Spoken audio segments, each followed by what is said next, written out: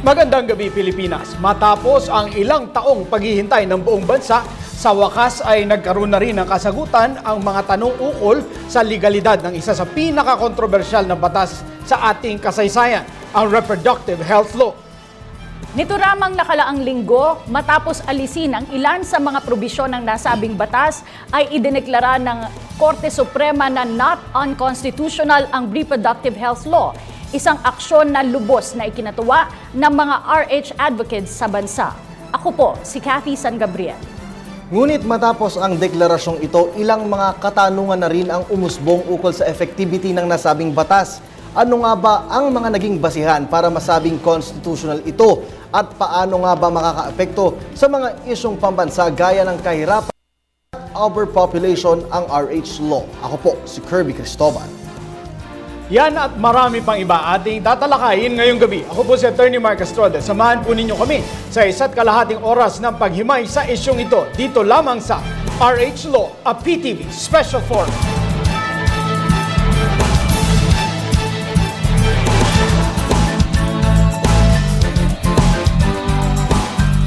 Tuluyan nang natapos ang higit isang dekada ng pagsubok upang isulong sa bansa ang Reproductive Health Law o ang RH Law. Ito'y matapos ideklara ng Supreme Court en banc ang kanilang desisyon noong April 8 na nagsasabing alinsunod sa konstitusyon ang nasabing batas, maliban lamang sa 8 probisyon na idineklarang unconstitutional. Kabilang dito ang ilang bahagi ng Section 7, 17 at 23 ng RH Law, maging ang ilang bahagi ng implementing rules and regulations nito, partikular ang Sections 3 at 23. Gayunpaman, ikinatuwa pa rin ng mga reproductive health advocates ang naging desisyon ng Korte Suprema. Ayon kay Representative Edsel Lagman, bagamat merong mga naalis na probisyon, ay hindi nito naapektuhan ang mga esensyal na bahagi ng batas. Naging at kontrobersyal ang usaping ito para sa buong bansa. Kaya naman, ano nga ba ang susunod na hakbang matapos ang desisyong ito ng Korte Suprema? Paano masisiguro ang pagpapatupad nito? At kailan tuluyang mararanasan ng mga Pilipino ang epekto ng batas na ito? Muli, sama-sama nating himayin at talakayin ang mainit na issue dito sa RH Law, a PTV Special Forum.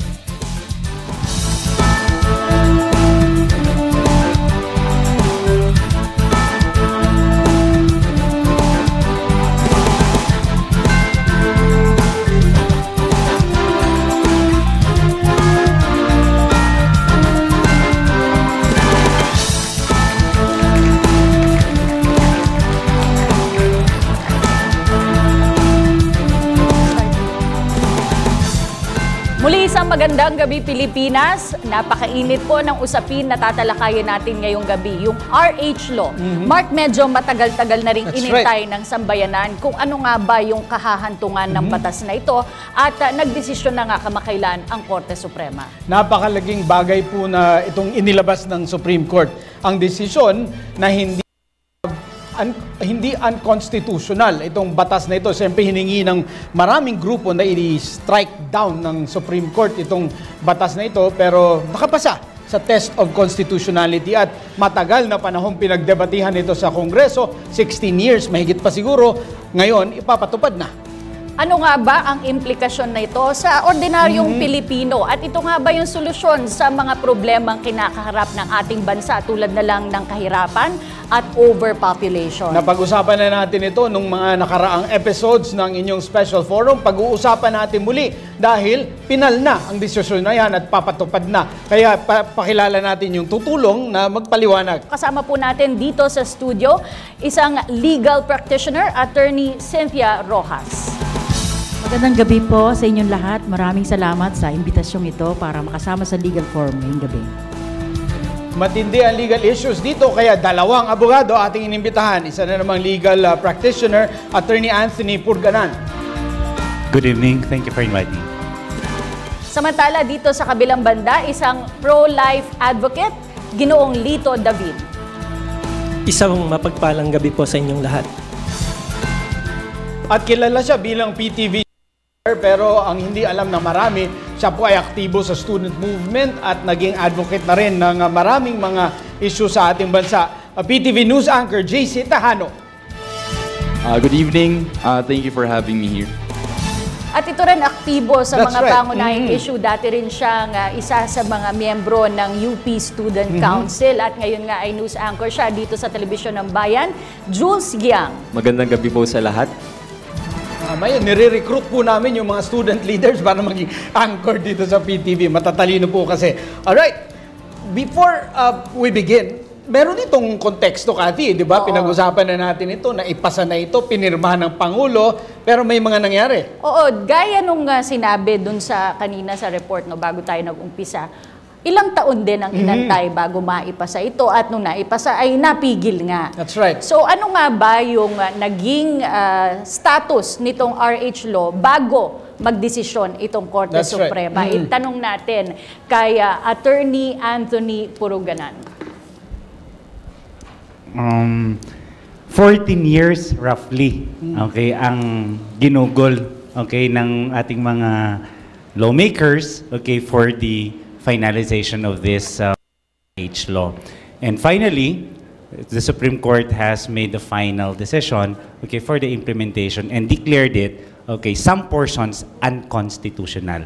So ang decision nila partially, okay, unconstitutional because of some of the provisions, 8 provisions, okay, na hindi daw tama. Yun yung argument ng Supreme Court but made final in that decision. Attorney Cynthia, para ma-appreciate na ating kababayan ng ating sistema ng ating batas, ito kasi pinasa ng Kongreso, pinirmahan ng Pangulo, nagsampa ng kaso ngayon sa Supreme Court, tiniar, pakipaliwanag nga yung dynamics na yon ng legislature, executive at judiciary para maging pinal ang isang polisiya o isang batas ng ating bansa.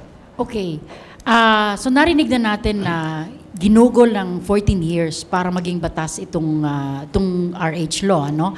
And then after going to Congress, it went to Senate before it was finally signed by the President. So what happens? After it was signed by the President, no, ito ay napirmahan na bilang batas ng Pangulo. Batas na yun, batas na yun, diba? Merong mga sektor ng lipunan na hindi yung mga tinatawag na anti-RH law, no, na actively pursued the unconstitutionality of the entire law.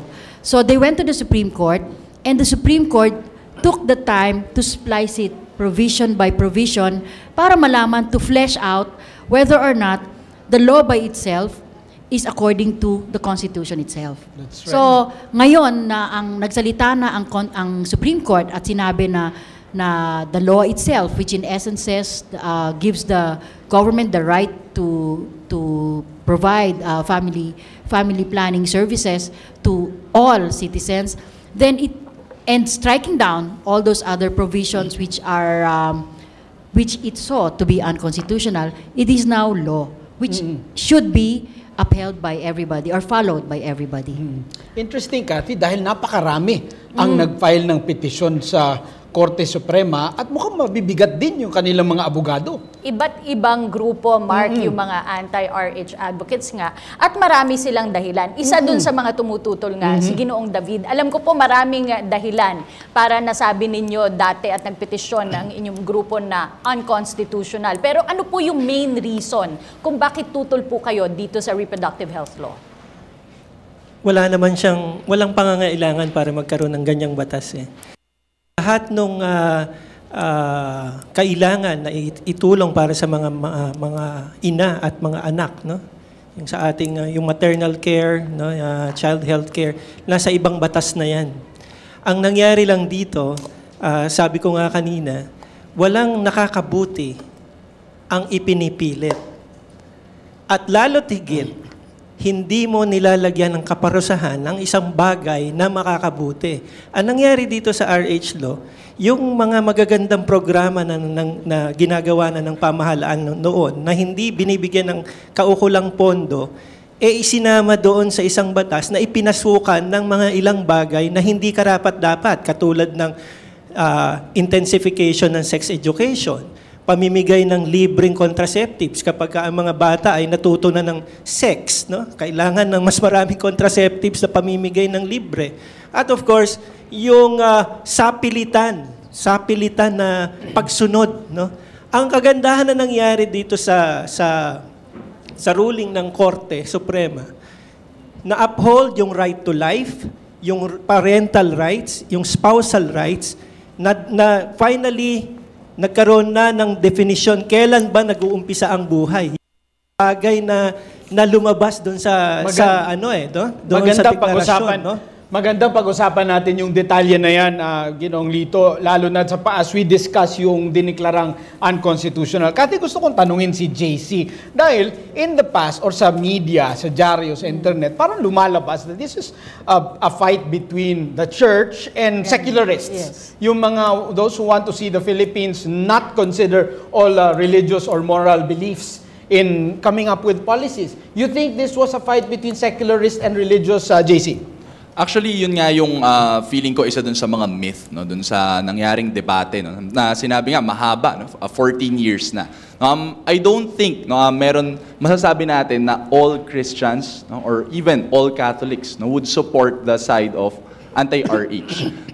Makikita natin siguro yung clergy was very active in pursuing its agenda na the RH law is unconstitutional. No? Pero even the laity, no, or yung buong simbahan,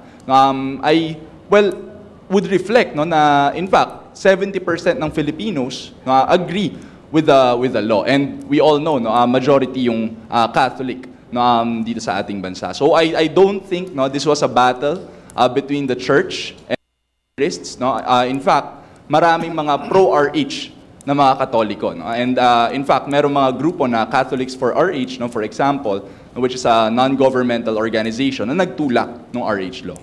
Isa sa mga tinututulan, Mark, ng mga anti-RH advocates, yung pagbibigay ng, mandatory na pagbibigay ng sex education sa kabataan. Jules, ikaw bilang student leader dati, ano yung naging sentimiento ng iyong mga kaibigan, iyong mga kaklase tungkol dito sa sex education para sa kabataan? Well, kami ni JC, galing din naman kami sa isang university sa UP. Karamihan din naman na pinaka-sentiment ng mga student groups with regard to this particular issue ngayon sa pagbibigay ng awareness. Kasi for us, lalo na as students, sobrang mahalaga na yung issue na to talagang pinapaalam sa lahat ng levels, na from us, from the tertiary level, even to high school students or even elementary. Kasi we believe na kapag as early as that age, nabibigyan mo ng karampatang impormasyon yung mga kabataan, mas maaaring maiwasan yung mga problems na meron tayo ngayon, let's say sa population or even dun sa problema na pinagdadaanan ng mga nanay, ng mga kabataan. So sa tingin namin, in the long run, kapag na-implement na ng maayos itong RH, dun specifically in the information part, makikita natin na maaaring mabawasan allegations na yun. Okay. 8 provision, Mark, Yes. ang idineklara ng Korte Suprema na unconstitutional. Ano-ano kaya itong mga ito? Alamin natin dito sa ating mga abogado. Attorney Anthony, ano po yung 8 na sinasabing hindi daw naaayon sa Constitution? Number 1 dyan yung Section 7 ng itong RH law natin. No, binabanggit kasi dyan yung mandatory na tawag nito information dissemination. Okay? Ngayon, ang kini-question nila dyan, bakit kailangang i-mandatory yung dissemination, okay, ng reproductive health programs? So parang ini-encourage daw, okay, ng gobyerno yung dissemination ng sex education. Okay. Pero ang desisyon ng Supreme Court regarding that, hindi pinopromote, hindi rin pinapakita kung ano ang dapat na gawin ng mga kabataan natin regarding sex matters, pero this is to regulate, okay, the outdoings now. Okay, yung mga youth natin na nalululong sa mga ganitong, activities. Okay? Yung pagre-require, masaya ba kayo, Ginoong Lito, na hindi siya required? Dahil marami naman talaga iba't iba yung posisyon. Pero masaya ba kayo doon sa pag-strike down ng Supreme Court doon sa provision na yon na nire-require lahat, kahit na yung tutol or kahit na yung hindi gusto, na talagang magbahagi ng sex education or ng artificial contraception methods sa ating mga kababayan? Kung ang katanungan is, are we happy? We are happy. But are we completely happy? We are not. May mga bagay doon sa naging ruling ng Supreme Court na hindi na-touch yung ilang mga items na ni-raise sa petitions, no? 14 yung petitions. 2 lang doon sa petition na yon ang nangihingi na ideklara ang buong batas na unconstitutional. Pero on the matter, yung tinakal una, ni yung unang Ginoong provision. Attorney Purgana na yung dun sa hindi pag-compel or hindi pag-require sa lahat na magbigay ng impormasyon. Tama lang yon dahil in-uphold niya doon yung right to free exercise ng faith mo. No? Kung hindi ka naniniwala doon sa bagay na yon, hindi ka dapat pilitin na gawin. No? Yun yung maganda nga, katulad na nasabi ko kanina, maganda doon sa naging deklarasyon ng Korte Suprema. Marami pa ang katanungan ng ating mga studio audience, kaya dumako po muna tayo sa ating kasamang si Kirby Cristobal. Maraming salamat sa inyo, Cathy at Attorney Mark. Siyempre, acknowledge ko muna yung ating mga bisita ngayon. Galing po sila sa iba't ibang universities at colleges sa bansa. Unang may katanungan, si Diana Icalabis galing po ng Ateneo de Naga. Good evening po. Tanong ko po para kay Ma'am Attorney Cynthia Rojas po. Since po constitutional na po ang RH law, dapat po bang ituro ang sex education, especially po dun sa mga Catholic schools, elementary and high schools? Thank you po. I think that's what the law essentially says. The government can now regulate and in fact is mandated to impart sex education, but andun pa rin yung choice para sa iyo. It's just actually given as an information tool to students. So hindi naman ibig sabihin na pag tinuro ito ay dapat na i-exercise or gamitin, hindi ba? So I do not see anything wrong in the Supreme Court upholding the validity of the state to regulate or giving also access to all Filipinos for reproductive health services. Alright, maraming salamat po sa inyo, Attorney Cynthia Rojas. Susunod naman na may katanungan si Turdy Baudin galing pa rin sa Ateneo de Naga University. Turdy? Sir, good evening po. My question is for Mr. Lito David. Up to what extent po ba kayang pigilin ng RH law ang overpopulation? Kung mapipigilan po ng RH law yun? Yung unang katanungan, meron bang overpopulation na pinag-uusapan ngayon sa Pilipinas? Alam mo, wala naman nagdedeklara na overpopulated tayo eh. Ang kagustuhan talaga ng RH law ay ubusin yung tao. No? Hindi tayo overpopulated. In some areas, we are overcrowded. Alam mo, maraming lugar sa Pilipinas na halos walang tao. Sa Samar at Leyte nga, no? Marami dyan mga eskwelahan, wala nang estudyante. Kasi nga, naunahan na i-sterilize yung mga kababaihan doon at hindi na nag-aanak. No? Mapipigilan ba ng RH law ang pagdami ng tao? Hindi. Hindi niya mapipigilan yon dahil may mga natural na papamaraan, no? At mga sitwasyon na nangyayari sa lipunan. Kumbaga, yun ang nagbibigay ng impetus para mag-slow down yung growth. At hindi kailangan na isang active na contraception program para pigilan mo yung pagdami ng tao. Yun yung pagkakamali doon sa logic ng RH law.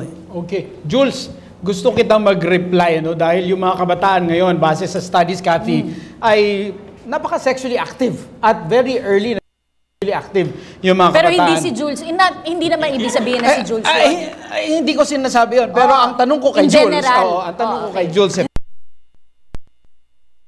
nangyari sa'yo. So sa tingin ko, it's a possible answer. No, I think it's a clear answer to the teenagers, to sa lahat ng kabataan na makapagbigay ito ng linaw sa kanila na kapag ilatag lahat yung impormasyon, yung sex education, kapag naibabayan sa lahat ng levels, sa tingin ko naman kasi hindi agad siya kung na-develop na yung curriculum, hindi naman siya agad i-approach na ganito yung sex education as early as grade school or what. So tingin ko magle-level up din naman siya. So eventually, makikita natin na nagde-develop din yung kaalaman ng mga kabataan hanggang sa nag-graduate na sila ng high school and even in college na mas malawak na yung kaalaman nila. So sa tingin ko, yung society natin in the long run, kung kailan man yung pag na-implement na ngayon yung RH law, magiging mas malinaw, mas maraming kaalaman yung society natin about the issue.